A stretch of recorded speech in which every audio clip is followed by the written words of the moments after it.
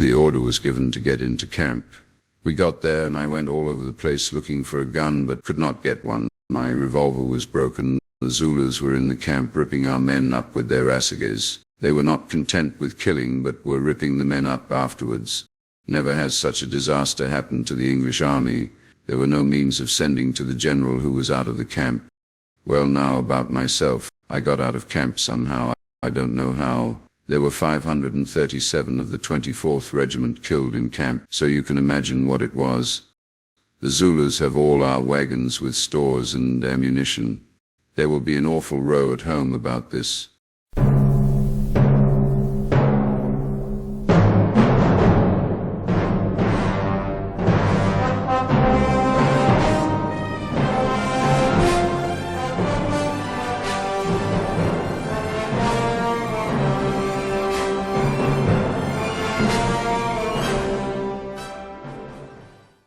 The invasion of Zululand had gone off without a hitch as Frederick Thesiger, Lord Chelmsford, led his column of over 7,000 men across the Buffalo River on the 11th of January of 1879. Now against him were a force of 20,000 Zulus under the leadership of Mavumengwana Kandelela Ntuli. Traveling from the royal kraal at Ulundi, these Zulu forces moved quickly southward, while the British forces lumbered into Zululand at only a kilometer or two every day.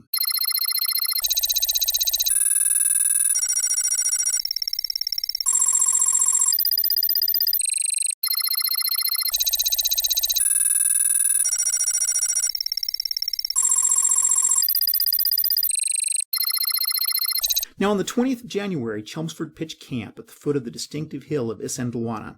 Chelmsford was commanding over 4,000 men, 2,000 of which were trained British troops armed with Martini Henry rifles as well as artillery. And rounding out this force were about the same number of Natal native contingent troops. Now, these were native Bantu and exiled Zulu warriors who were poorly trained and sparsely armed. And feeling that he could easily repulse any Zulu force that would dare to attack such a formidable company, the general failed to follow standing orders to entrench the camp or even circle the supply wagons. On the 22nd of January, he sent out the native troops to scout the area, and he was soon informed of a Zulu force to the east. Now, knowing the Zulus' propensity to avoid attacking unless advantageous circumstances presented themselves, Chelmsford decided to pull a Custer, and he moved quickly to attack before the enemy dispersed.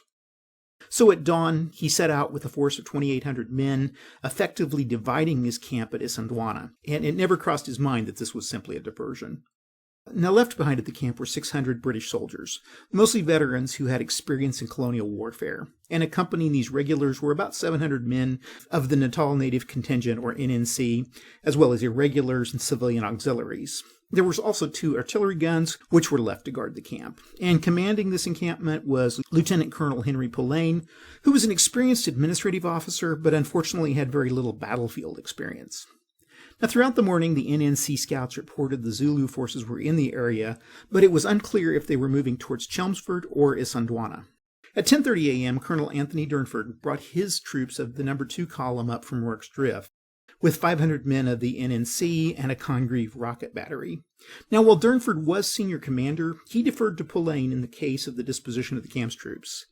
And after stopping for an early lunch, he commanded his men to move forward to confront one of the reportedly small Zulu forces in the area. Now, when the Zulus realized the opportunity that lay before them, they moved rapidly to strike. And it's a testament to Zulu discipline and training that they were able to move so fast and regain order when the excitement of battle was threatening to disrupt their advance. Now, underestimating this cohesion amongst non-industrialized troops was a trap that European generals like Chelmsford fell into, and it would cost the Queen's Own dearly that day. Now, while Durnford had been rolling up to the British camp several miles away, Lieutenant Charles Raw's scouts chased a number of Zulus over a ridge and into a valley. Confident, the British forces crested the hill and horrifically saw 20,000 warriors sitting in total silence, waiting to attack. The Zulus then leapt to the offensive, and Raw began a fighting retreat back to Isandlwana. Upon getting word of the approaching force, Polaine set up his command into a firing line. Now, to his right, Durnford formed a defensive line of his native troops, and remember that only 1 in 10 of these NNC troops were armed with an old-style muzzle-loading musket and had a very small supply of ammunition. And many of the NNC, realizing that staying was going to be suicidal, fled. In trying to position themselves near the front, the Congreve rocket battery fell behind and was quickly overwhelmed, probably without actually firing off a shot. For about an hour, the British held on. The firing line shot organized volleys into the advancing Zulu troops, and the artillery did horrific damage, forcing the Zulus to take cover. Still, the left horn of the Zulu advance began to outflank the British right flank, where Durnford was commanding his dwindling NNC force. And eventually they were forced to withdraw back. And with their diminished fire, the Zulus gained a crucial foothold that they needed. Now, seeing his flank disintegrate, Poulain ordered his firing line to withdraw back to camp. And this was done in good order. However, G Company, exposed by the collapse of the right flank, didn't make it back. In one of the oddest occurrences of the battle, at 2:30 p.m., a partial solar eclipse darkened the sky. At about this time, the Zulus overwhelmed Poulain's surviving forces. And an officer of Chelmsford's forces, who witnessed the battle from some distance away, observed. In a few seconds, we distinctly saw the guns firing, again, one after the other, sharp. This was done several times, a pause and then a flash. The sun was shining on the camp at the time, and then the camp looked dark, just as if a shadow was passing over it. The guns did not fire after that, and in a few minutes, all the tents had disappeared. Now, Zulu accounts indicate that the British had fought until they'd run out of ammunition, and then resorted to bayonets and rifle butts. And while the last stand was valiant, the British troops were eventually slaughtered, with only a handful of survivors able to flee. Now, a Lieutenant Melville was able to carry the Queen's colors off the field to avoid the flag's capture, and he was helped by a Lieutenant Coghill. However, they were killed after trying to cross a nearby river. Both posthumously were awarded the Victoria Cross. Of the 1,800-member British force, 1,300 lay dead, amongst them Poulain and Durnford, as well as 52 other officers. Now, most of the British forces that survived the battle were NNC militia who'd fled the initial rush, and the Zulus hunted them down and executed them as traitors. Now, there's very little evidence of the exact number of Zulus that lost their lives at Isandlwana, though it's estimated that there were about the same number as the British, or between 1,000 and 2,000. And after the battle, the Zulus looted the valuable cattle, rifles, and supplies from the destroyed encampment. Finally, at around sunset, Chelmsford arrived back at the field, where they spent the night. However, he did withdraw his troops out the next day, and the first invasion of Zulu land was effectively a failure. The fallout of the disaster was mixed. When news reached London of Isandlwana, the reaction was of horror. However, the press and government quickly focused on the heroic stand at Rorke's Drift that had occurred the same day, and this was done in a large part to draw attention away from Chelmsford's fiasco. Now, this seemed to have worked as more regiments were sent to the Natal in the upcoming months, which would shore up a future invasion of Zululand. Chelmsford himself tried to blame the fiasco on Durnford, who, since he was dead now, couldn't defend himself. This put his superiors in an uncomfortable position. While they did believe that the fault of the disaster lay on Chelmsford, they didn't want to publicly rebuke him in the middle of a campaign. However, quietly behind the scenes, plans were set in motion to replace him with a new commander, Sir Garnet Wolseley. Alrighty, this week's game is Last Stand at Isandlwana, and it was published in 2018 in Strategy and Tactics magazine. So its publisher was Decision Games, and its designer was Ty Bomba. Pretty easy game, but let's go through the rules real quick. Now, each game turn equals 5 to 20 minutes, and each hex represents about 200 meters from side to side. Now, each British unit represents a company or a detachment of infantry, and on the Zulu side, each unit represents about 100 to 200 warriors. Now, printed on the map are a turn record track, which is used to record the current game turn. It has a turn sequence reminder and a terrain effects chart, which shows the terrain effects on movement and the defensive value modification for the terrain. Now, the British counters are red, and they have a counter strength and a starting hex printed on them, while the Zulu units are yellow, and they don't have numbers printed on them. They always have a combat strength of 6. Now, to set the game up, you place the turn track marker in the first box of the turn record track, and you also place the Queen's color marker and the Lieutenant A unit on the 2 box. The British player places all of their full-strength units in the hex with the number associated with that unit, and note that hex 2004 starts the game overstacked. Now, this overstack has to be resolved by the end of the first British movement phase. You then place the 7 British detachment units in any hex on the map containing a wagon or tent symbol that doesn't currently have any other British units in it, except the hex containing the ammunition wagon marker. And no more than 1 of these units can be placed in any one hex. Now, the Zulus divide their units up into 7 groups of 16 counters each, and you place 1 group in each of the 7 onrush hexes around the edge of the map. It's got an interesting sequence of play. It starts out with the first phase being the Zulu movement phase, followed by a British reaction phase. This is followed by a Zulu attack phase, and then the British units can either move or combat in one phase, and then on the 5th phase of the game they can move or combat, whichever one they didn't do during the 4th phase. This is followed by a Zulu sniping phase, and finally a British leader fatalities phase. And at the end of each sequence of play, you move the turn marker ahead 1 turn. Now the game lasts until victory conditions are met, or turn 6, whichever comes first. Now all Zulu units have a movement allowance of 6 movement points, while all British combat and leader units have a movement allowance of 4. The ammunition wagons have a movement allowance of 2 hexes on roads and 1 hex on other terrain. Now the Queen's colors may not move on their own. They have to move with an ammunition wagon at the rate of that wagon. Now, if British combat units are in a square formation, they have a movement allowance of 2. And the Captain George Shepstone, Izikwoza Zulus, or the STIZ unit, are static units, and they can't move.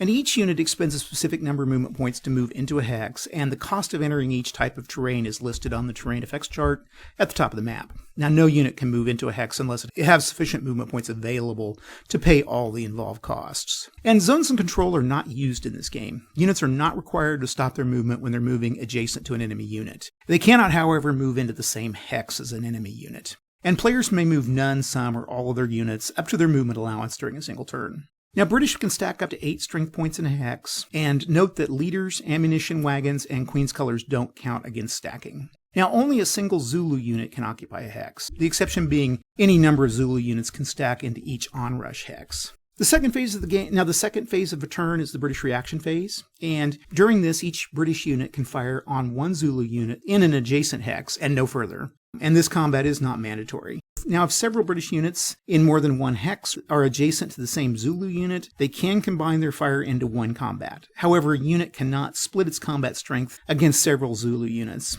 unlike in the British combat phase, when fire can be split up. Now, during the Zulu attack phase, the Zulus can attack a single adjacent British unit. Now, they can't combine with other Zulu units, and they can't split attacks amongst several British units. Thus, if 6 Zulu units were surrounding a single British unit, each Zulu unit would have to make a separate attack, and hence these would be resolved separately.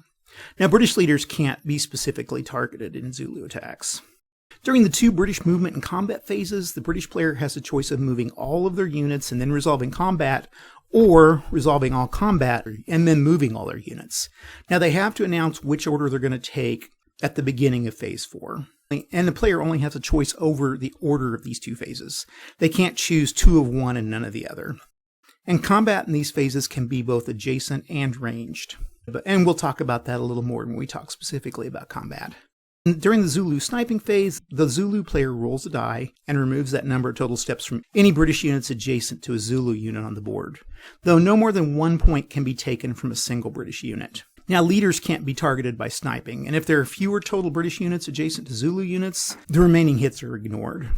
Now, beginning on game turn 3, the player adds 3 to the die roll for the remainder of the game. Finally, there's the British leader fatality phase, and the Zulu player rolls 1 die for each British leader that's in a hex adjacent to Zulu units, and if the die roll is 1 or 2, that leader is removed from play. Now let's talk a little bit about some game specifics. On the beginning of turn 2, the British player receives 2 units, the Queen's Colors and Lieutenant Anstey's ad hoc breakout group. Now, the Queen's Colors must be placed in the hex containing the ammunition wagon, and the Lieutenant A unit may be placed in the same hex or any hex adjacent to that. Now, instead of deploying the Queen's Colors onto the map, the British player can decide at the beginning of turn 2 not to have the flag on the battlefield. Now, if this is done, the flag cannot add modifiers to attacks or be used in sudden death victory conditions, which we'll talk about shortly. Combat in this game is pretty simple. Now, to resolve British fire combat, you total the attack strength and modify for range, as well as for the unit being in square formation, and this is the attack strength. Now, remember that the British unit can fire separately or in conjunction with other units, and British units can split their fire into multiple hexes and combine these with other units, as long as the total combat strength used doesn't exceed the current strength of either of the units. You then determine the defense strength of the targeted Zulu units, and this consists of the defense factor of the hex that the unit is in, and this can be found on the terrain effects chart. You then subtract the defense factor from the attack factor to equal the hit number, and the hit number can never be less than 1. Now you roll a die, and if the result is less than or equal to the hit number, the targeted Zulu unit is eliminated. Now remember that a die roll of 1 is always a hit, and a die roll of 6 is always a miss. Now remember that the British have a maximum range of 3 hexes. And to determine this range, don't count the attacking unit's hex, but do count the targeted hex. In a situation where the target is in the adjacent hex, you add 1 to the unit's combat strength. If it's 2 hexes, range has no effect on combat strength, and if the target's 3 hexes away, you subtract 1 from the firing unit's combat strength. Now, height hexes may not be fired into or through, however, it is permissible to fire along the edge of a height hex. Other than that, no other terrain or units block the ability to fire into or through a hex.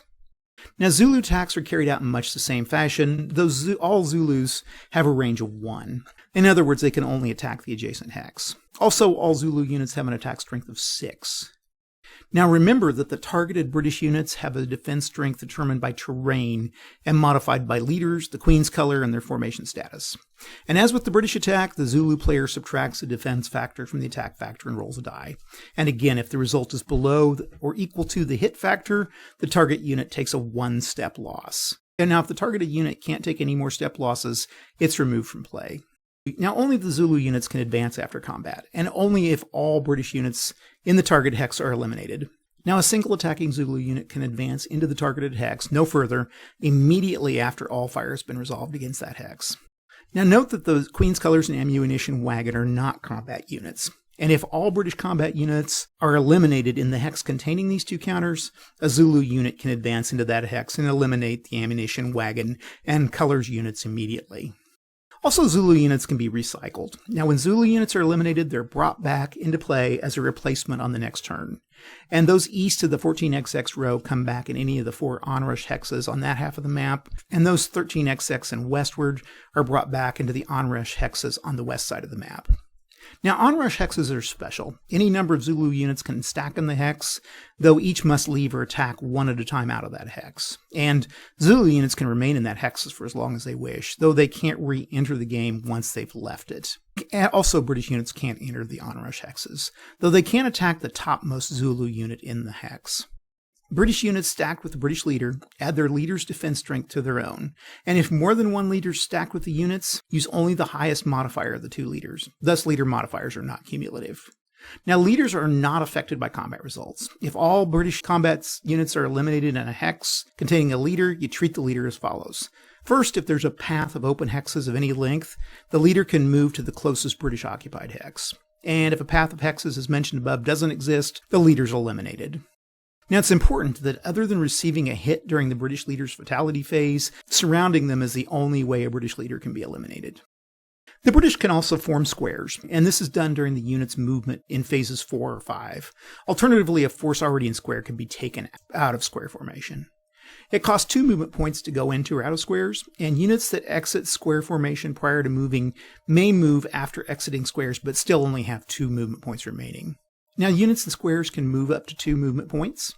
Now, square formations add 1 defense factor to the hex, never increased above 6. So, for example, a British unit in a square is in a clear hex with a defense factor of 2. The defense factor of the hex for a Zulu attack against them would be 3. And British units that fire when in a square subtract 1 strength point from each unit firing while in that square. Now, the ammunition wagon can only move into clear terrain, tent terrain, or road hexes. And road and non-road movement may not be combined during the same phase for the ammunition wagon. Now, the STIZ unit is a static unit, and it can't move from the hex that it starts the game in, nor may it form a square. It also can't attack in any phase. It only defends in place in its hex. Basically, these units were Zulus who had allied themselves with the British. Though they and their British commander, Captain Shepstone, took part in the earlier flight of the mounted colonial troops from the battlefield, it appears that Shepstone was somehow wounded to the point of no longer being ambulatory. And rather than desert him on the field, the Isiquosa formed around him and fought until their very last. Also, the Queen's colors can add a modifier. During the Zulu attack phase, you add 1 to the defense factor of a hex if a British unit is stacked with the Queen's colors. Also, during the British combat phase, not the reaction phase, you add 1 combat strength for all British units stacked with the Queen's colors. Now, if at any time in the game the Queen's colors are captured by the Zulus, basically a Zulu unit enters the hex containing the colors, all British combat strengths are reduced by 1 for the remainder of the game. And if the ammunition wagon is captured by the Zulu, all British units immediately suffering the combat strengths are also reduced by 1. So losing the colors and the ammunition would lower the British combat units by 2. Also, during the last turn of the game, all British combat strengths are automatically reduced by 1. with the exception being British units operating in a wagon's hex, as well as hexes immediately adjacent to it, which are immune to this penalty. It basically represents an ammunition shortage. Now, the British player may win if they're able to exit the west edge of the map with one combat unit, the Queen's Colors, and an ammunition wagon. Or the British player has any surviving combat or leader units on the map at the end of game turn 6. The Zulu player wins if they destroy all British units, including leaders, the ammunition wagon, and the colors, before the end of turn 6. Alrighty, I'm here this week with Last Stand at Isandlwana.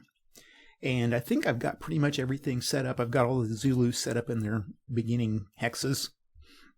The detachments I set up down here, and everybody else is here. This is as stacked units that I've got to unstack by the end of the movement phase, but that's okay.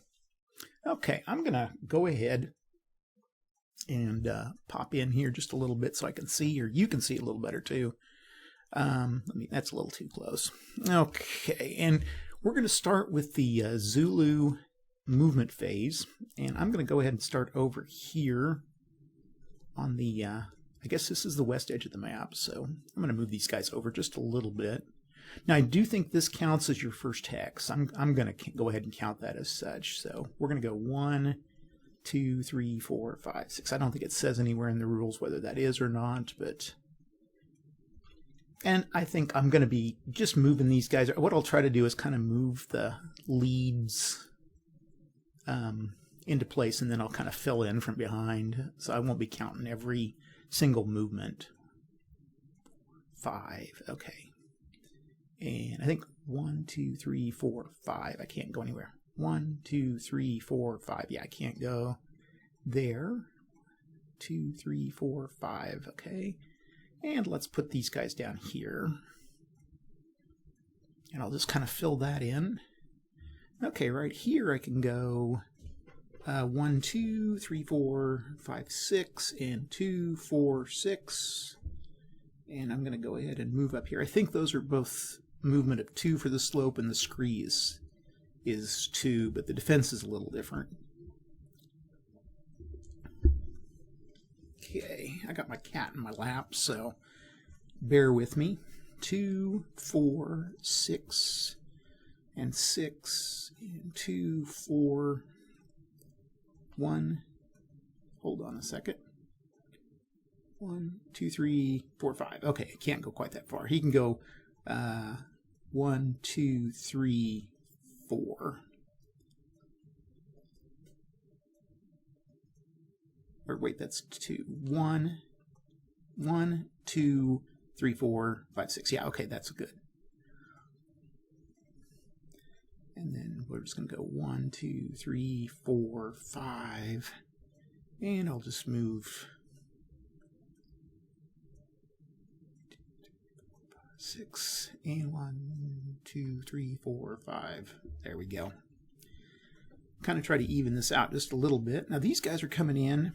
They can move around quite a bit. So we're going to go 2, 4, 6. If we can move in here, and then I can go 1, 2, 3. Hold on a second. I just broke my rule. 1, 2, 3, 4, 5. Okay, that's all the further you can go. And this is 1, 2, 3, 4, 5. 1, 2, 3. These are 4. 2. 1, 2, 3, 4, 5. Okay, that's all the further I can go. Here, I could go 6. I can go there. I can go 1, 2, 3, 4, 5, 6. 2, 3, 4, 5. We can go 1, 2. There's our 6. And then we're just going to fill in the gaps here. 1, 2, 3, 4, 5, 6.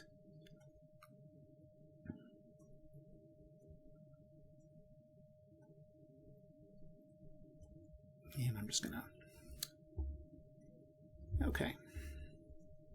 Actually, I'll move in there. Okay, over here. We can go 1, 2, 3, 4, 5, 6. 1, 2, 3, 4, 5, 6. 1, 2, 3, 4, 5, 6, and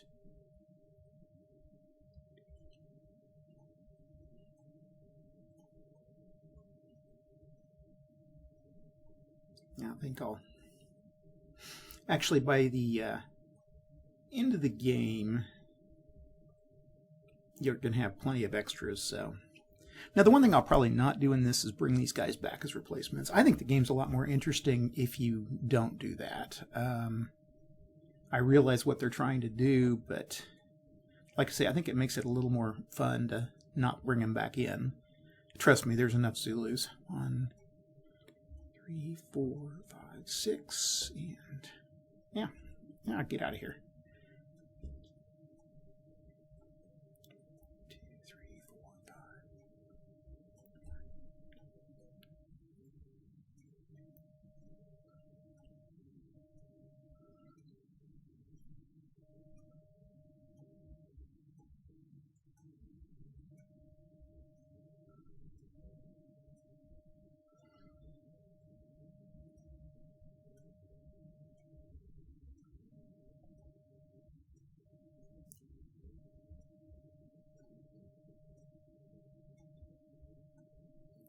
Okay, and then we're just gonna 1, 2, 3, 4, 5, 6, and 1, 2, 3, 4, 5, 6, 2, 3, 4, 5, 6, and here we go. 1, 2, 3, 4, 5, 6, and then we'll just fill it in.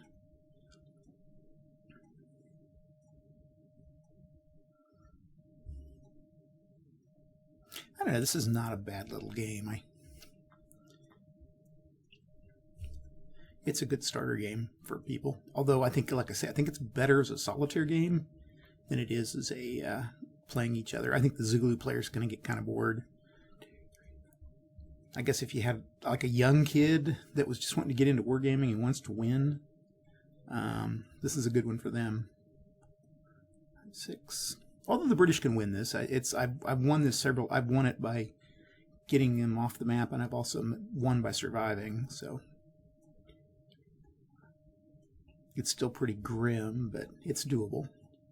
1, 2, 3, 4, 5, 6. 1, 2, 3, 4, 5, 6. And here, and here, here, and here, and we'll go there. I might just pop in there. Just keep it symmetrical. Okay, I think that's the entire Zulu movement.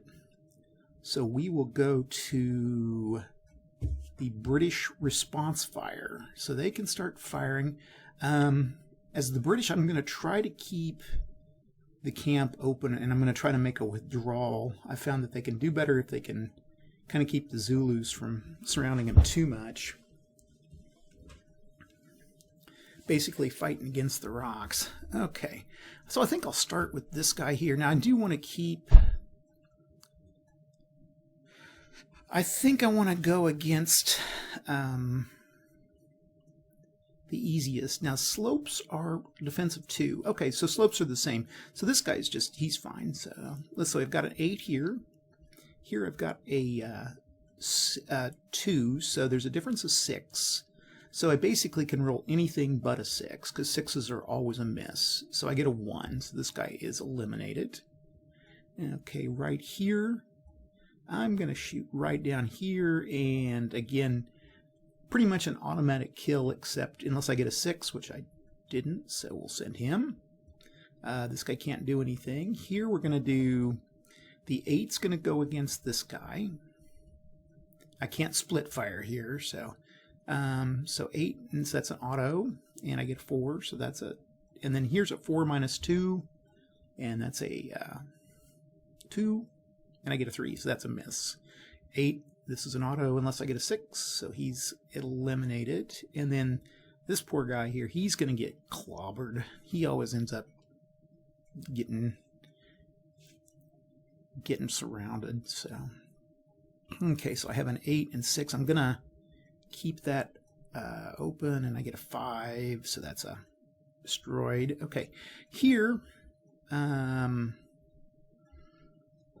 think I'll go ahead and keep, I think I could go forward a 2 and get a 2. I think I'm going to use 2 attacks and try to get 1s on these, because that's all. The only thing that's going to work here is to get a 1, because 2 minus 2 is 0, and 1's as low as you can go. So 1 and 2 and nothing. That seems to work a little better. Okay, here I've got a 6 to 2 or a 4, and I miss. And then here we're going to do the same thing. I need a 1, and I got a 4. So nothing there. And that's it for the reaction fire for the British. Now then, we can go with the Zulu attacks. Here I've got 2. I'm going to go, and then these 2 are going to go against this guy. So let me mark these as done. And we've got a defense of 2. We're in a 2 defense terrain. But we've got young blood here, so that gives us a 3. So 6 minus 3. I need to get a 3 or less. And I roll twice. 1, 2. So 1 hit. So decrease by 1. Okay. F Company is going to... Or I'm going to fire on F Company with these 2. Now, in this case, I've got a 6 minus 2, or I need a 4 or less. 1, 2. So he takes 2 hits. Okay. Over here, I'm going to fire... I think I'm going to use these 3 to attack. And I'm going to use... well, what we'll do is we'll just attack these guys, and then we'll split it. So, with the highest one. So I've got 3, mark done, mark done, mark done, and they're going to be at a the 4 or less. So 3 attacks at 4 or less. 1, 2, 3. 1 attack hit, so I'm going to take that off the top. Okay. Here I've got a 6, and we need a 4 or less, and I do that, and that's going to decrease him. Okay, these poor guys over here. Now here I've got Wardle or Wardell, and I've got 4 attacks, and they got to get a 3 or less. 1, 2, 3. So all 3 hit. Okay. Here I've got 1, and he's in a camp. So camps are 3. So I've got 6 minus 3 is 3 or less, and I get a 2. So that's a decrease. And this guy went. Here I've got, I think I'll just have 1 attack, and then I'll use these 3 against him. So 1 attack against this guy. I don't think there's anything underneath him here. Nope, okay. So we start with a 4, and that's a 3 because Dunford's with him. So he's attacking, and he needs a 3 or less, and he gets a 1, so that's a hit. And then these 3 are going to go against him. Actually, I think I'll start here, and then we'll see. This guy can actually make a choice. So let's do that. Okay, we're going to start here, and need a 4 or less, and we get a 4, so that's a decrease. Here I need a 4 or less. I got a 1, so he is destroyed. Oops. Let's go back. Hold on. I didn't realize there was a camp there. Let's start over. Increase. Okay, we're going to start here. So he needs a 3 or less, gets a 6. He needs a 3 or less, and gets a 4, so misses both times. And then this guy's going to go here, needs a 3 or less, and gets a 2. So there's our decrease. Okay, got to be fair, especially to the British here, because they're going to get schlocked here pretty quick. So schlocked, I don't know if that's a word. Okay, that's the Zulu attack. If you look at our... Then we've got the British movement or combat. So what I want to do is, do I want to move, or do I want to fight? I think what I'm going to do is I'm going to fight and then pull back. Okay, so we can start here, and he has a 1, and I'm just going to try to get this guy over here. And let's see, he needs a 1 minus 2, so it'd be -1, but it's just a 1's all he needs. Okay, so he doesn't make it. This guy needs a 5 minus 2 is a 3. Oh wait, I forgot something here. I forgot that you get a plus because these guys are adjacent. Now, it won't affect this guy, but here we have a 6 minus 2. He's got the 5 plus 1 because of range. So 6 minus 2 is a 4, and he gets a 6, so that's automatically a miss. Okay, here we have a, I'm going to move these guys together in unison as firing, and so it's going to be a 3 plus 1 is a 4, minus 2 is a 2, and it gets a 5, so nothing there. And then this guy, I'm going to fire over their heads. Now, he just has a 2 because it's this range, and he needs a 1. Doesn't get it. Okay, and this guy can do the same thing here. Needs a 1 and got it. So he can send that to destroyed units. Because he can fire over. There's units don't get in each other's way here. Okay, over here, got a 5. And I'm going to go against this guy. So I got a 6 minus 2 is a 4. And I get a 1. So that's a delete. Okay, up here, I've got a 7. Minus, and it's going to be an 8 minus 2. If I get a 6, that's the only thing it's going to miss. Okay, here I'm gonna fire separately, and I'm going to start with this 4 against this guy, and that's a 5 minus 2 is a 3. Got it. Here I've got a 7 plus 1 is an 8. Minus 2 is a 6, and I get a 3, so he's destroyed. Here I've got a 6 minus 2, actually it's a 7 minus 2, is a 5, misses, or hits.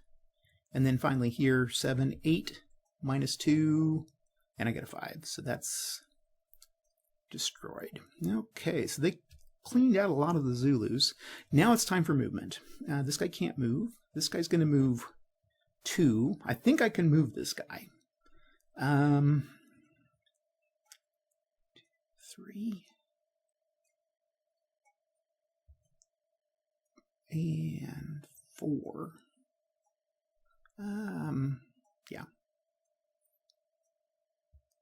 This guy's going to stay put, and I think I'm going to use my movement to form a square.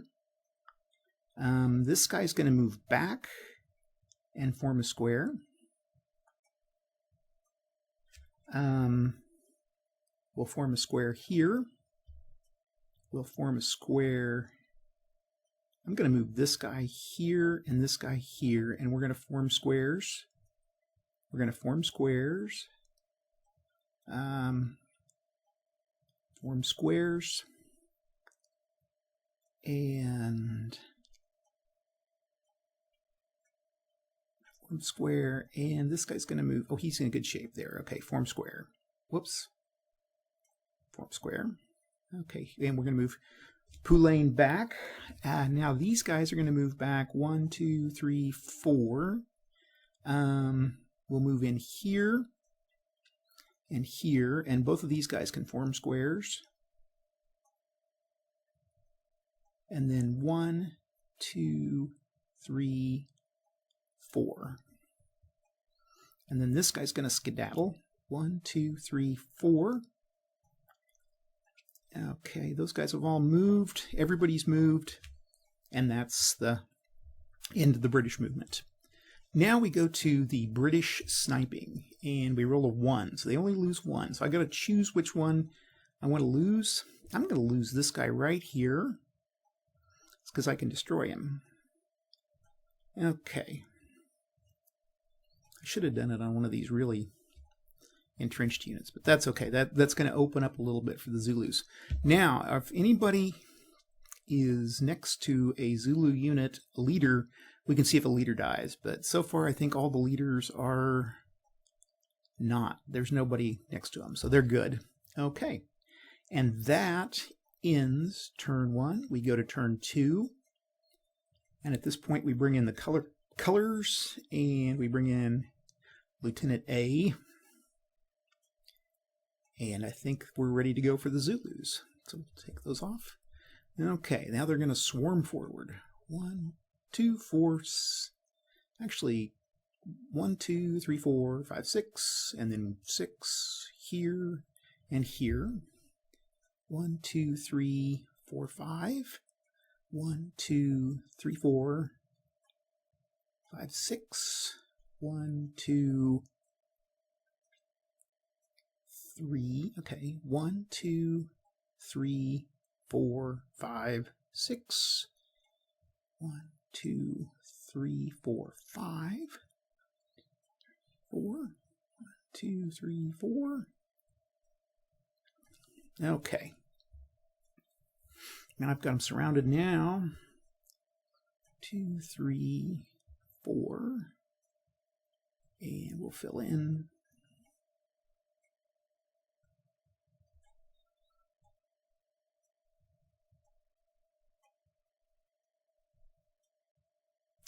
And then we're going to go here, here, here, here. And we're going to go 1, 2, 3, 4, 5, 6. 1, 2, 3, 4, 5, 6. 2, 1, 2, 3, 4, 5, 6. 2, 4, 5, 6. 2, 4, 3, 4, 5, 6. 1, 2, 3, 4, 5, 6. 1, 2, 3. Oops, what am I doing?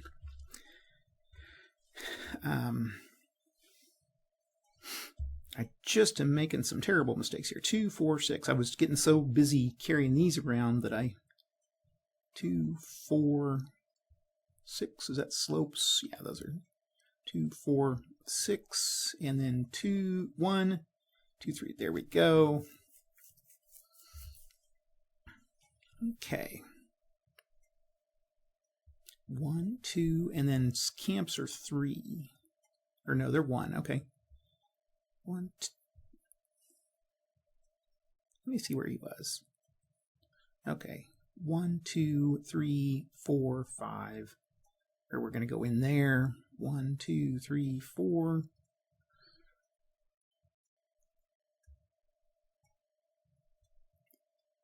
Uh, 1, 2, 3, 4, 5. And him and him. And 1, 2, 3, 4, 5. And we'll move him here. Here. 1, 2, 3,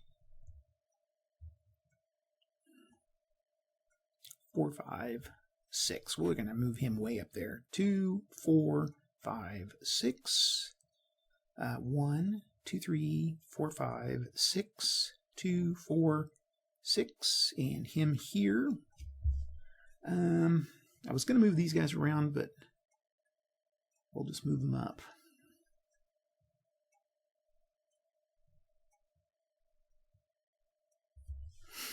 Okay. 2, 3, 4, 5. There we go.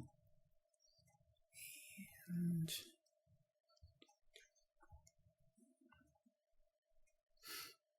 I want to kind of keep fairly even pressure everywhere. Like I say, you're just doing a big Zerg rush here.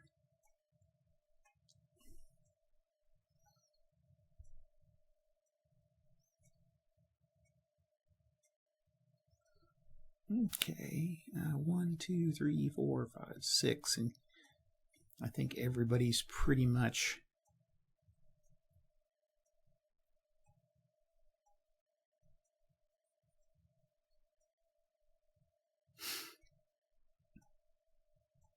here we go. And then these guys. And actually you'll eventually get these waves in, but it's going to take a while. It'll be towards the end of the game, so. Okay, and then here, is that everybody? Okay, I think that's the entire Zulu movement. A couple places we had some gaps, but not very many. Okay, now then, the British can fight back. Now this guy can't do anything. These guys can. Now, I don't think they get the bonus. Let's see here. Whoops. The bonus is to attack mods. This is when firing, so it's not that hand-to-hand combat that you got. So we've got this guy with a 6, and he is going to be firing against, I'm going to fire against, or melee against this guy. So 6 minus 2, I need a 4 or less, and I get a 3, so he's eliminated. Here I've got a 2, minus 2, so I need a 1. Nope. Okay, here, now, I've got a 5, minus 2 or 3, nothing, okay. Here a 2, now these guys are in the tenths, so there's a 3, so it's going to be, I need a 1, nothing. Okay, here we need another 1, nothing. Here I need a 1, and we did get our 1 that time, okay. Okay, here, this guy can't, he's not against anybody. Here, I've got a 5, and I'm going to be minus, so it's going to be 3 or less. Okay, here I've got a 7 or 5 or less, which I got. Here I've got a, oh, I just realized this guy had to be, I made a mistake here. So basically these guys I had to unstack. I'm going to go ahead and unstack those guys, and we'll just consider them moved, okay? So we'll start with this guy, 7. Not going to be a huge deal, but yeah, they remember when I told you at the first turn, those guys had to be separated out. Okay, 7 minus 2, 5. Okay, made it. Here we've got a 4. Is that scree? Yeah. A 4 minus 2 is a 2. Nope. Okay, and here need a 1.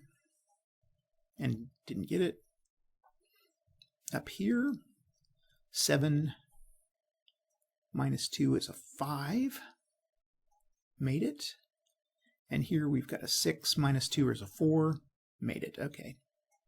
There we go. So a little error there, but that's okay.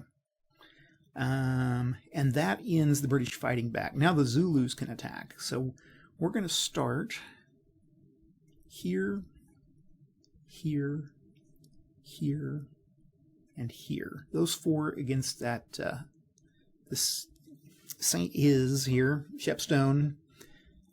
So 4, and these guys have a defense of 2 because of terrain. So, so 6 minus 2 is 4, so they need 4 rolls with 4 or less. So we're going to go 1, 2, 3, 4. So 2 hits. Okay. Here against the Lieutenant A, I've got, now he does get a +1, so I've got a, and we really need to just use everything we can against this guy. So we're going to go, let's see, this is a 6 and minus 2, so there's a 4, and we need 3s. So 2 rolls, 1 and 2, and they both hit. So we decrease and we decrease, and then, oh, and then the third one.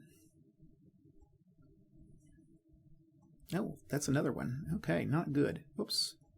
Decrease, decrease. Okay, so this guy went. Okay, now then these 3 are going to go, and they need 4s or less. 1, 2, 3. All 3 hit. So he is sent to destroyed unit, and I'm going to move in. Okay, here I think we can go, let's try to take out Dunford here with these 1, 2, 3, 4, 5. Now this one gets a little trickier because we start with a defense of 4. We've got Dunford makes it 5, and this makes it 6. So they need a 1 to hit. So 1, 2, 3, 4, 5 needs a 1 to hit. Let me 2, 3, 4, and 5. 1, 2, 3, 4, 5. Okay, so 1 hit got through. Okay, he may hold out. And then here we've got a, we're in the tents, and the tents have a defense of 3. So we have a 6 minus 3, or 6 minus 4, actually, because of the square. So 2, and we got a 1, so that hits. Okay, here, same thing. We need a 2 or less, and we don't get it. Here we've got these two. They're in a 2, but they have Wardell with them, so this is a 3, so 6 minus 3 is 3, and both of them hit. Okay, and we're going to, whoops, not send to destroyed. I think the nice thing about this game, it's very formulaic, so you're pretty much following a formula the whole time, which is kind of helpful. Okay, here things get a little tougher. Where's this guy? Oh, he's in there. Okay. I think we're going to move everybody against him. Again, we're going to try to do the same thing. So we got a 4, 5, and a 6. So we need at least 1s to break through. Mark done, mark done, mark done, mark done. So 4 rolls. 1, 2, 3, 4. So 1 got through. And we'll decrease that. Here I've got 2. Mark done, mark done. And I don't think anything's underneath here. Oh, he is. Okay. So I've got 4, 5. And so I need 1s also there. And 1 got through. Well, I know where I'm going to put my sniper fire. Okay. Down here I've got these 2. I'm going to go against him. And let's see, he's on slope. Slope has a defense of 2. And so that's going to be a 6 minus 2, or 4. 1, 2, 1 hit.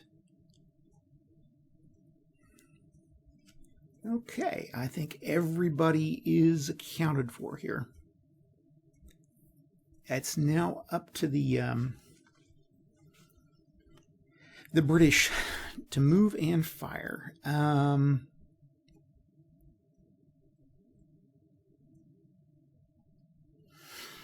I think, let's see here. What am I going to do?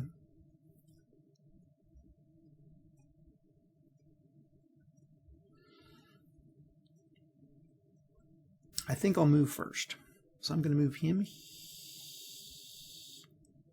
Well, I could fire at this guy. That's a 3 minus 2. 3, 4 minus 2. I think I'll go ahead and I'll move. Okay, he's going to move. He's going to move.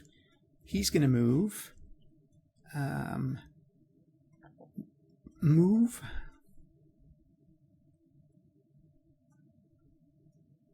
We'll move him into place here. He'll fall back and square, form a square. Let's see, how much is, oh, he's got 7.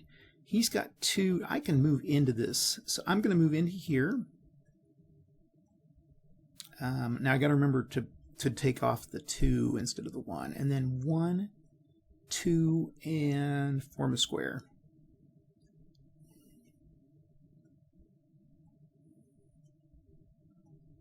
And then this guy is going to form a square. Like I said, I think I can kind of try to... These guys can't do anything. Okay. Now then, the British can attack. So we'll start right here, and I've got a 3, and I get a 4 for having him here, and then I get a 5 because he's adjacent. So 5 minus 2 is 3 or less, and I get a 2, so he is destroyed. Here I think I'll fire on this guy. So I get a 4. Minus 1 is a 3. Plus 1 is a is 4, because I get he's adjacent. So we get a 4 minus 2, or 2. I get a 6, so nothing. Okay, here, I think I'll use these guys. So I'm going to have a 1, 2. Oh, basically, I'm gonna do these separately, and I'm gonna need ones with each one. So we're gonna take 2 rolls for 1 and 1. So, okay. This guy's gonna go and needs a 1 and gets a 6. This guy's gonna go, needs a 1, gets a 2. These guys, he can take a shot, so he's gonna go 3 minus 1 is 2. Minus 2 is 0, so he needs a 1, nothing. And then this guy's going to have a shot. Now he's got 8. Minus 2, 6. And he can take him out. 7 minus 2 is a 5. Oh, wait. He's got a 6. Because he's in the, I think I messed that one up. But anyway, he's on a 6. Because he's got a minus 1 for being in a square. Minus 2, 6, 5, 4. Gets a 2, so he's gone. And then here we've got a 6, 5 against a tensor 3. I'll go against that guy. So 6, 5 minus, plus 1. Okay, actually it's going to come out 6. 6 minus 2 is a 4. Gets a hit. And then this guy is going to go with a 5.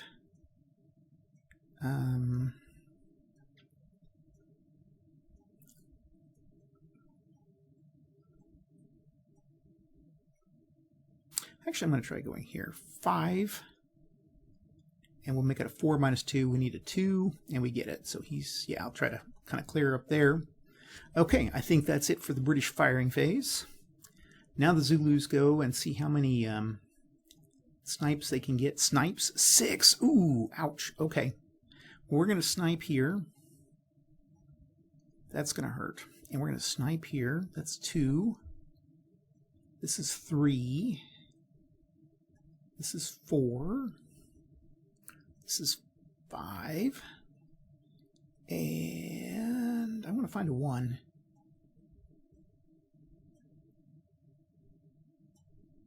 This one, 6.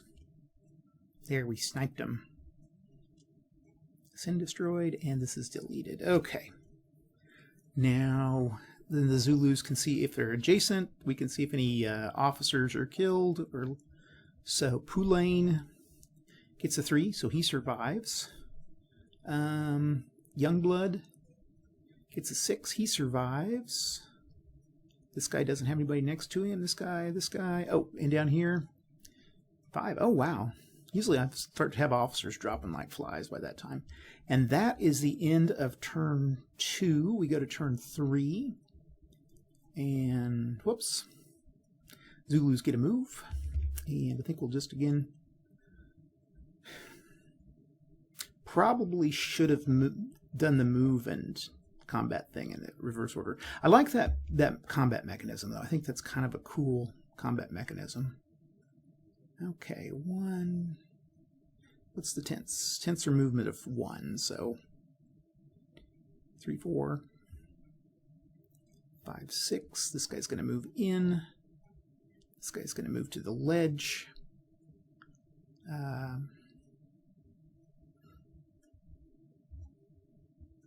There's 2, 4, 5, and then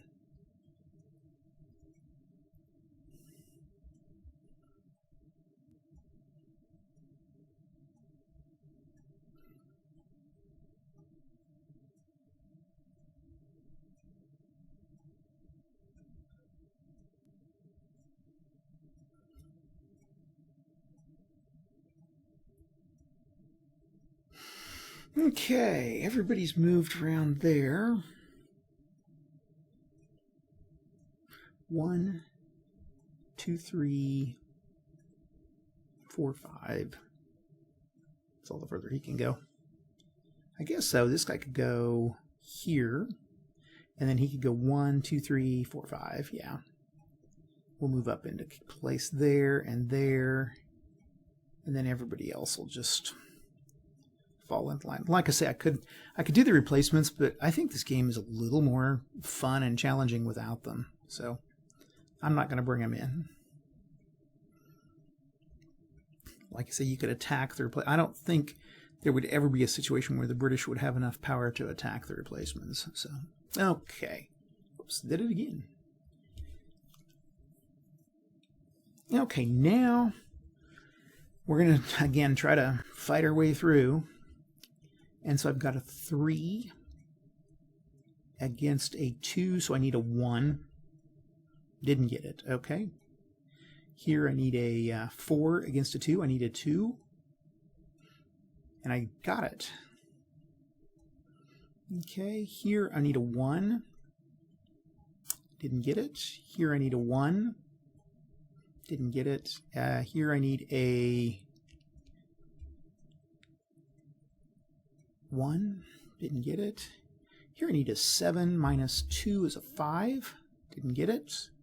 6 minus 2, I need a 4. Got it. Here I need a 6 minus, I'm going to go here, 6 minus 2. Yeah. Wait, is that scree? Yeah, that's a slope. That's not scree, so. 6 minus 2, 4. Got it. Let's see, and then these guys, I'm going to do a 5 minus 5 minus 2 here. I need a 3. Got it. Over here, I need a 5 minus 2, 3. Got it. And like I said, I don't think this counts. The squares don't. I think they count to firing. They don't count to melee. So 4 minus 2 didn't get it. Okay, and so that's the British firing phase. Now the Zulus get to go, and again we'll go against here. And I've got 4. 4 minus 2 is a 2.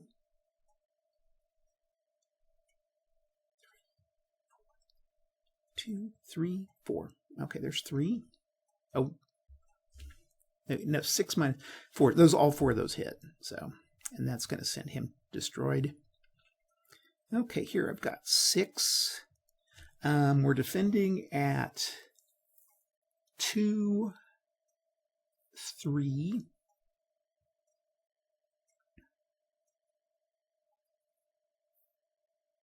So I need 3s to hit. And I've got 1, 2, 3, 4, 5, 6.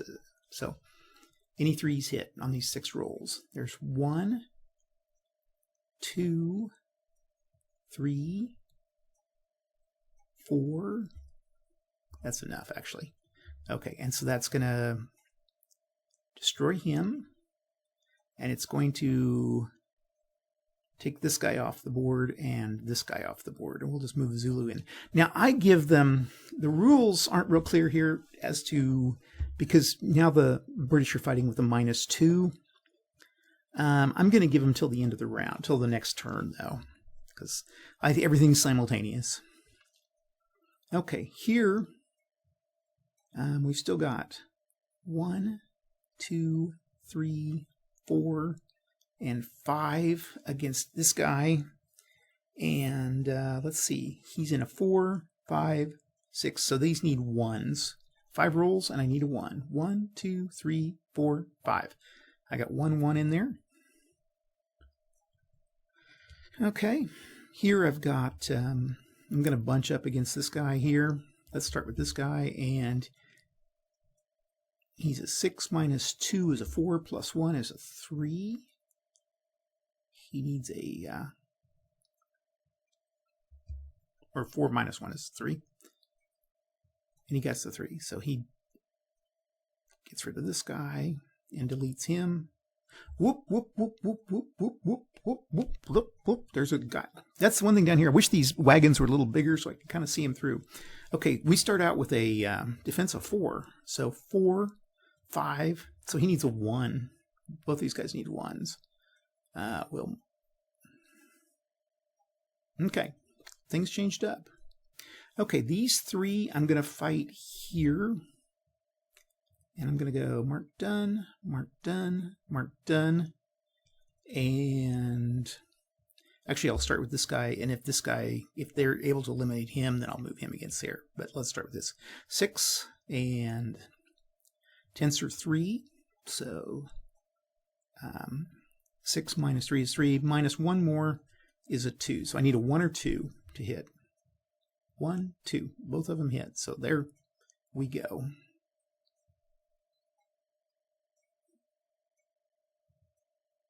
And I will move in. Okay, now then this saves him to go here. Could be a tough, this is a tough one. Let me see what's underneath here. Nothing. Okay, so 2. And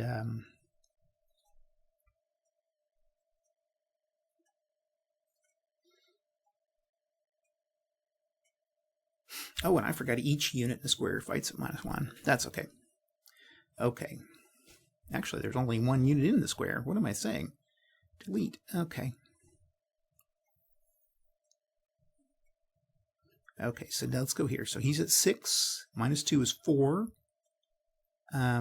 3 because of Wardell, and 2 because of the square. So we need a 1 or 2. Don't get it. Okay, right here, I'm going to use these 3 against him.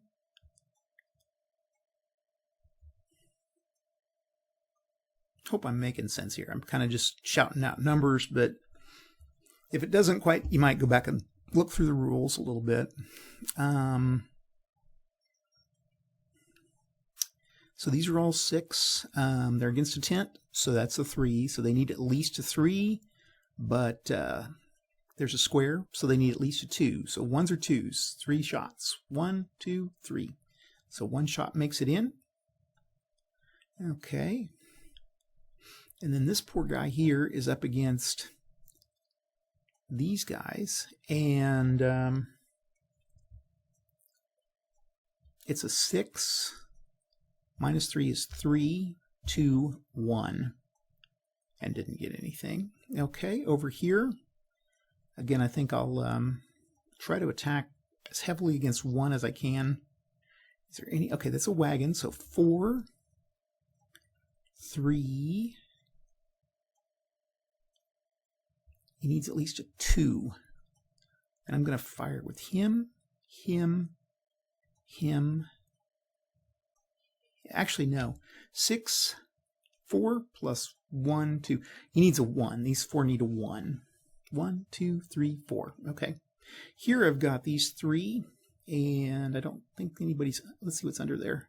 Okay, so that's a 4, 5. So they need, again, a 1. And with these 3, mark done, mark done, mark done. 2, 3. So 1 hit got through. Okay. And that ends the Zulu turn. Now the British can kind of can try to go. I think what I'll do is I'll try to fight my way out, because I'm going to have to try to fight my way through here.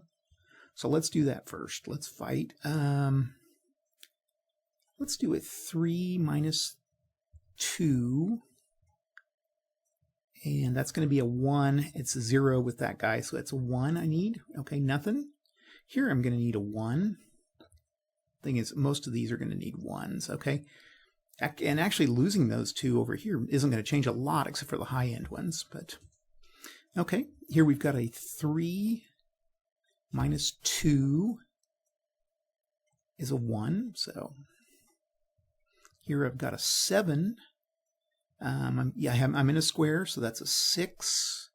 Minus 2 is a 4. Nothing. Okay, here I've got a 5.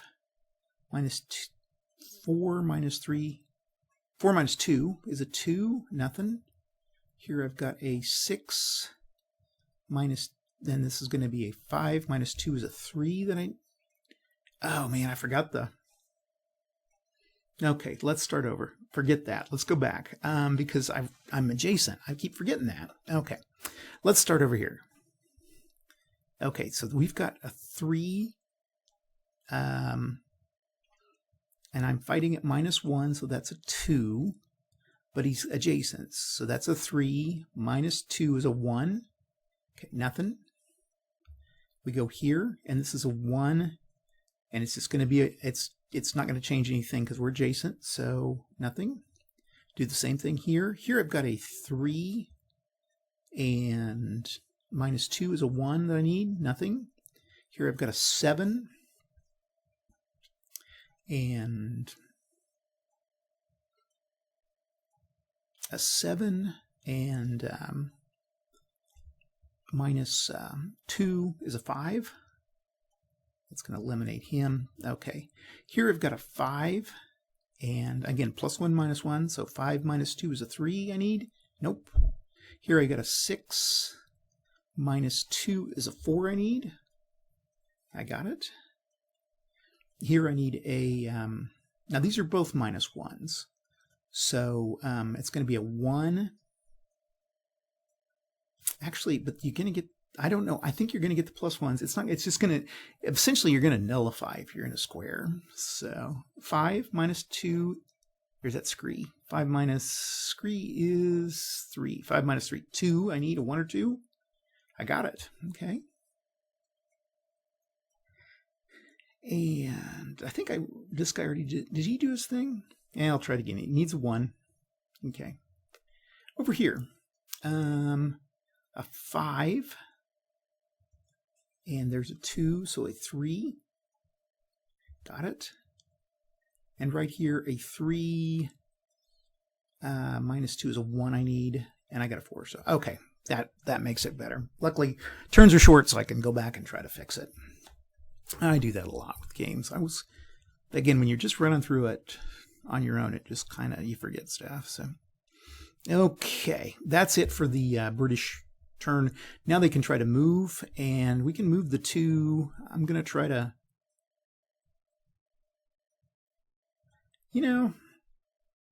they can surround me, but they can't take me. Okay. And,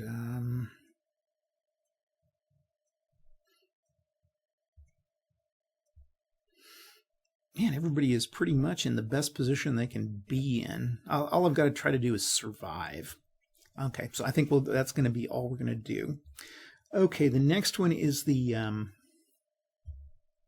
sniping phase. Now I'm in turn 3, so I get to add 3 to the die roll, and I get 6. So 6 units. Decrease 1. Decrease 2.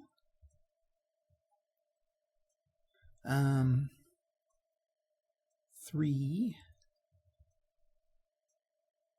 4, 5,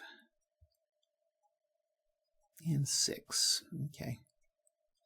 And then we get to see if any leaders go or roll for Dunford, and he's okay. He makes it. And then we roll for Youngblood, and he makes it. Okay. And that ends turn 6. Turn 4. Okay, now,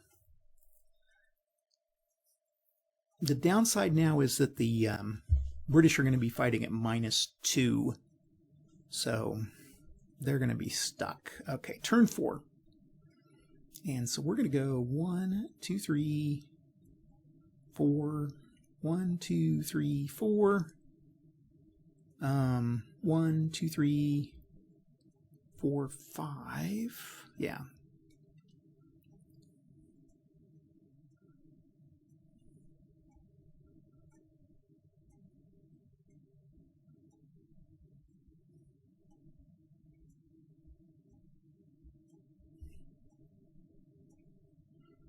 Oh, yeah, they are. Definitely would have been eliminated after so many turns, but they can still win if they can hold on. So we'll move all these pieces in. Like I said, this is a fairly basic game, but it's not bad. I think it does a pretty good job. I mean, the one thing is Last Stands are really dramatic, but they don't make for great war games because there's not a lot of movement or even tension. You see the same thing with Little Bighorn. I think that's why it's not always it's kind of an interesting exercise, but not always a great game.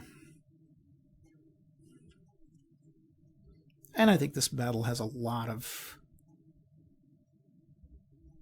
I guess this was 3 years after Little Bighorn. So 1, 2, 3, 4, 5, 6. I think 3 years. 79. Was it 79? And Little Bighorn was in 76. So, okay.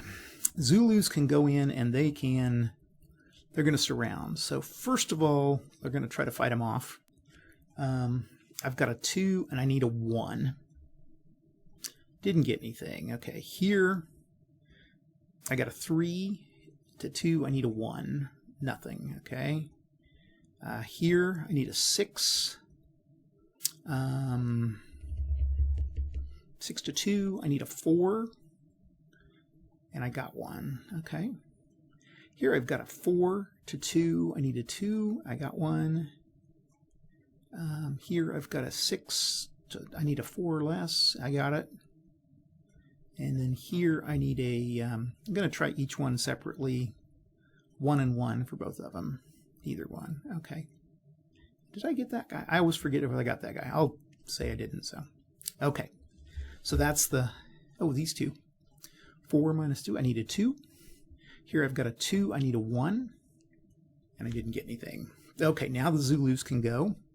So we're going to try right down here first. 2, 3, 4, 5, 6. Now, let me double check here. Defense mods. I think it's only attacks that if the Queen's color's been captured, so it's -1. So that's to attacks. So attacks are going to be pretty basic, or fire attacks at least. Okay. So now then, we're down to a 4, and then we've got Dunford and the square, so that's 5, 6. So we need 1s. So I need 6 1s. 6 rolls.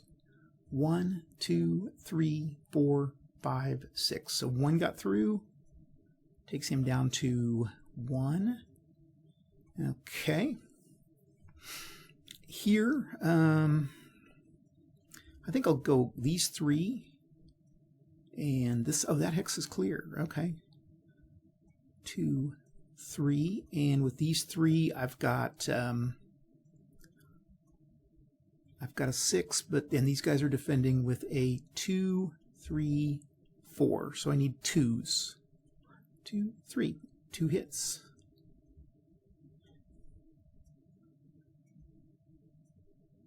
Okay. Here I'm going to go with these 2. It's a slope, so it's a defensive 2.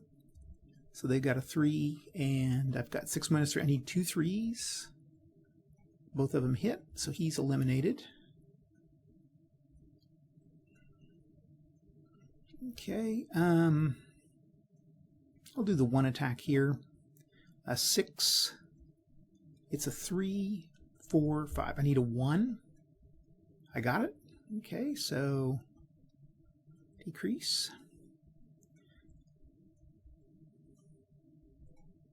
And then here I've got a 6. Is there anybody under here? Yeah, 4, 5. So 1. I need a 1. Didn't get it. And then these 2 here, I need a 2. 1 hit got through. It's looking pretty grim for the British here. Okay. I think I'll go 1, 2, 3, 4, 5. We'll go these 5 against 4, 5, 6. I need 1s. Mark done, mark done, mark done, mark done, mark done. And I need 1s. 1, 2, 3, 4, 5. Okay, so 1 hit got through. Okay, and then these 3 are going to go... need 1s. None, nothing got through. Okay, mark done, mark done, mark done. And that is it for the Zulu attacks. Now the British can attack. Pretty much I just got to attack. Here I need a 1. I got it. Okay. Here I need a 1. Nothing. Okay, here I need a, now I've got a 6, and then, but we're in square, but we're fighting adjacent, so the 6 is still good. But I have -2 because of the ammunition issues and the colors being gone. So it's a 4, -2. I need a 1 or 2, and I don't get it. Okay, here I need a 3. That's going to be a 1. Here I need a 6. 4 -2. I need a 1 or 2.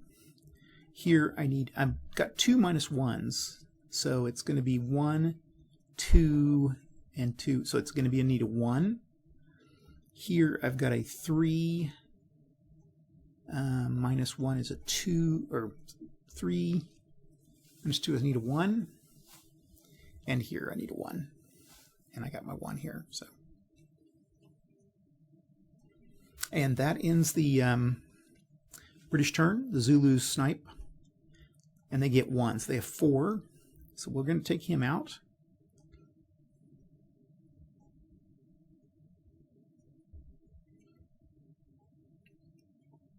And then here, that's 1. Here's 2.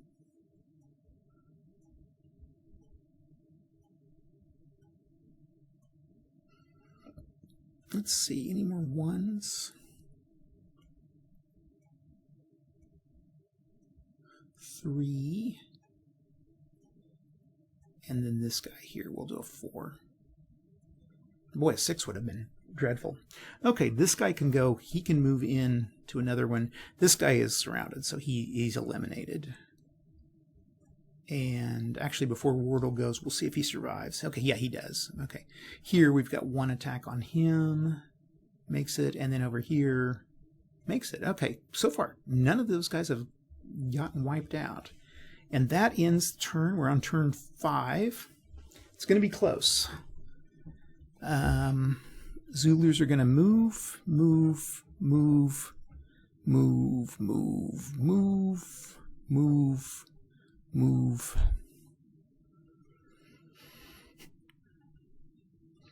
Movement gets pretty easy here in the last turns. Okay. Now then the Brits are going to try to fire off, and I think I'll go 1 here and 1 here. So we'll go against him and him. I need 1s, and neither of them work. Okay, here we've got a 6 -2 is a 4. Got it. Okay, here I've got a 3 -2. I need a 1. Nope.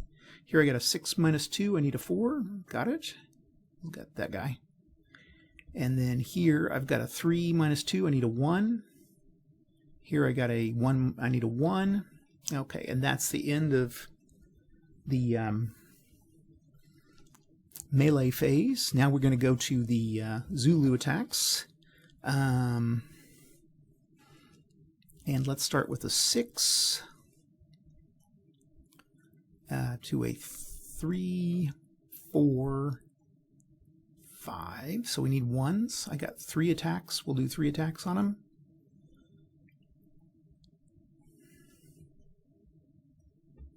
Ooh, that was 2 hits. Okay. It's going to be, we're just going to send him to destroyed units. And then here, I'm going to attack with these 2. I need 1s. Nothing. Here I'm going to attack with these 3.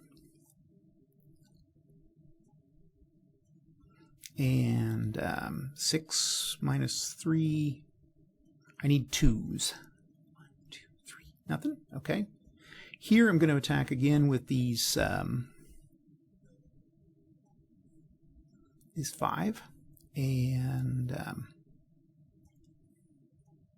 gonna need 1s. 5 1s. Mark done. Mark done. Mark done. Mark done. Mark done.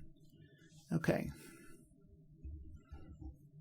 And let's see. 1, 2, 3, 4, 5. Nothing. Okay. Here I've got these 3 against I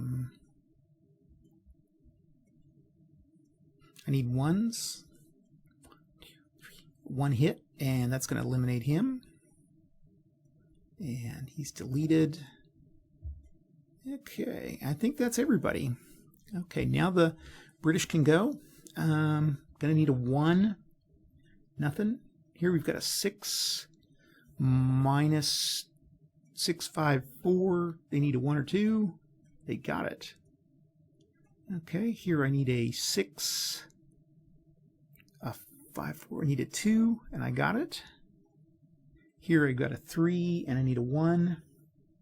Nothing. And then here I need a 1 and nothing. Okay. And that's going to be it. Now then the Zulus are going to snipe, and they get 3 again. So they get 4 again. So we're going to go 1. And I'll eliminate that. 1, 2, 3, 4.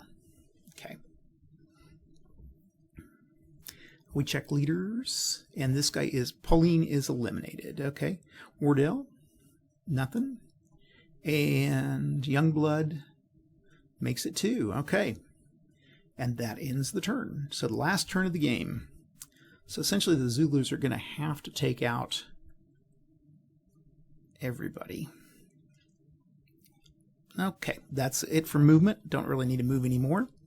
Brits are going to fight back, and we're going to go a 6 against a 2 is a 4, or not, this is melee, so this is a 4.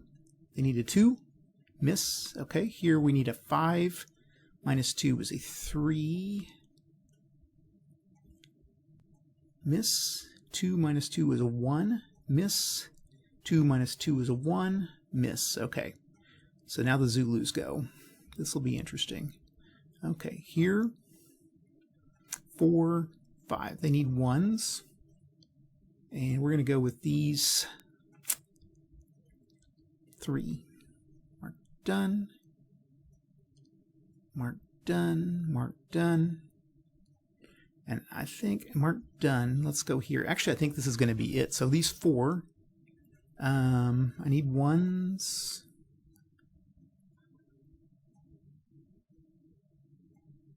Wait, hold on.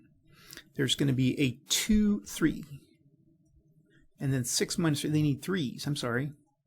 1, 2, 3, 4. Nothing. One hit. Okay. And then we're going to go here. 1, 2, 3. And these guys are at a 3, 4, 5. So I need 1s. 1, 2, 3. So 1 hit. Okay, and then here I've got a 2 hits, and they need a 4, so they need a 2. Nothing. Okay, and then over here I've got these 6, and these all need 1s. 1, 2, 3, 4, 5, 6. Nothing. Okay, and then the British get to go. They need a 1. Nothing. Need a 1 here, I think. This is a 5, 4, 3, 2. Yeah, I could do it with a 2. Nope. Okay, here I need a 1. Nothing. And here I need a 1. Nothing. Okay. Then the Zulus go with they get another 4. Okay, so they go 1, 2, 3, 4. Then we check to see if the which officers survive. 6, so he does, and Wardell gets a 5, so he does too. They really rolled well, and that ends the game. So that's the end of turn 2. And the Zulus were unable to wipe the British off the board. So I mean, it's really comes down to luck, I think, with this game. I don't think there's a whole lot of skill to it, but it's still kind of fun, and it, like I said, it does a good job. I guess in real life the Zulus would have wiped the British out, but they would have been really tired, and it would have been a heroic last stand versus what it ended up being, where it was a debacle. So anyway, that's what I've got for the week. Another Anglo-Zulu war. I've got 2 more coming, and we will get on those next week. I appreciate it, and we will talk to you later. Bye.